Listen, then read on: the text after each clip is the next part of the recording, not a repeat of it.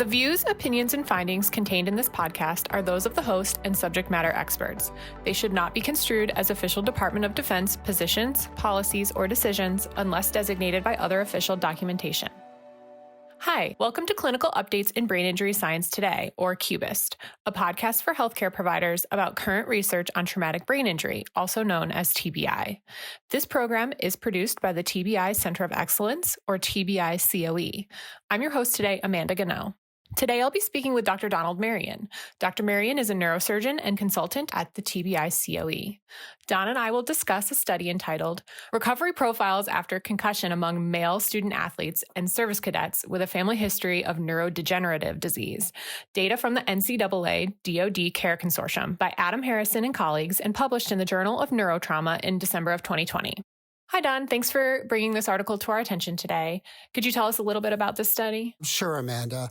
This study asks the question, does having a family history of Alzheimer's disease, Parkinson's disease, mild cognitive impairment, or other neurodegenerative diseases predispose the athlete to a worse recovery after concussion?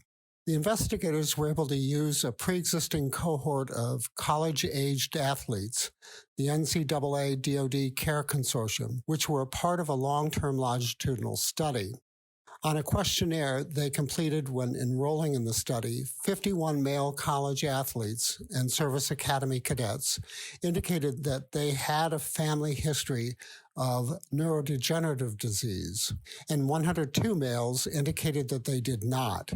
At 3 time points, 24 to 48 hours after injury, return to play, and 6 months after injury, those with a family history had more problems with cognitive performance manifest as visual memory deficits early after injury, and more problems with impulse control. That's interesting, Don. I know we've covered some of these articles before, but could you just remind our listeners, what exactly is the NCAA-DoD CARE Consortium? Sure, good question. In 2014, the United States Department of Defense and the National Collegiate Athletic Association, or NCAA, established the NCAA-DoD Grand Alliance and the Concussion Assessment, Research, and Education, or CARE Consortium.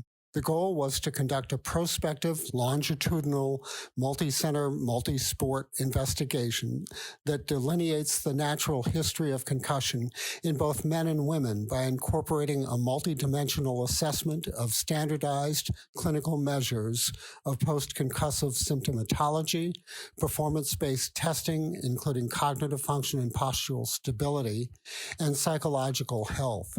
As the largest prospective concussion study ever conducted, the CARE Consortium is addressing key knowledge gaps on the 6-month natural history of clinical and neurobiological recovery, the acute and subacute effects of concussion on brain structure and function, and factors that predict poor outcomes in military service academy members and NCAA student athletes. The consortium includes 26 universities and 4 service academies. Through this public-private partnership, CARE is defining the clinical and neurobiological natural history of concussive injury and recovery.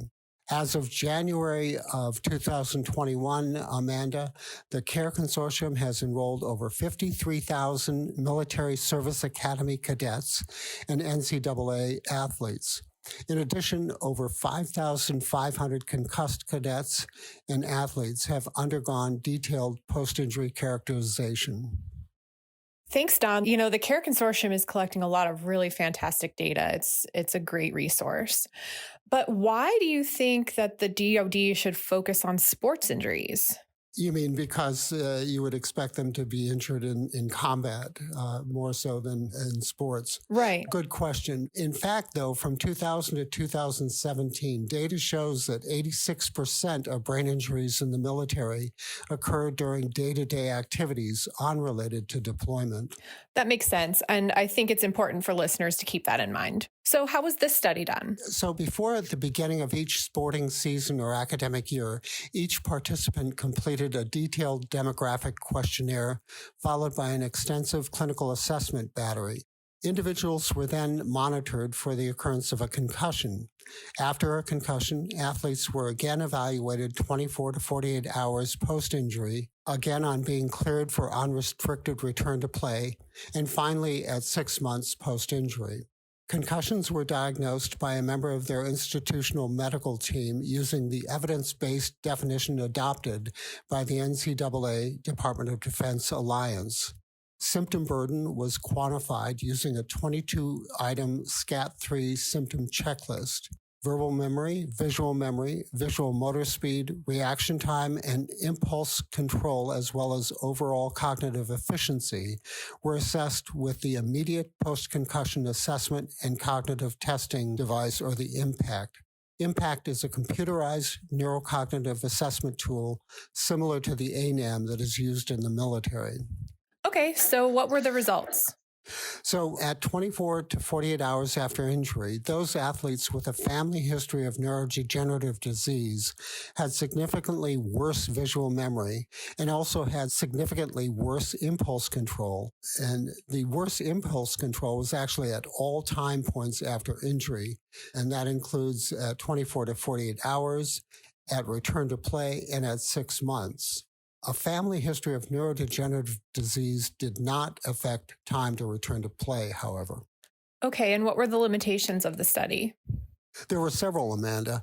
The study relied on self-report questionnaires to determine the presence of a family history of Alzheimer's disease, Parkinson's disease, or mild cognitive impairment, and other degenerative diseases. Self-report questionnaires, however, are inherently susceptible to reporter bias and may have skewed the results of the present study. In addition, the typical diagnoses of many neurodegenerative diseases occur between the ages of 50 to 80, and it is likely that most parents of these college-aged athletes are younger. Therefore, the true sample of a positive history of these diseases in the present study may be unknown. Ideally, responses could have been validated by obtaining medical records or by reaching out to family members to corroborate reports. In addition, Amanda, the generalizability of their findings is limited to males. The study focused on males because of the differing incidence, prevalence, and symptom presentation between males and females with neurodegenerative disorders. Also, there was a large amount of missing and incomplete data sets for injured athletes in the study.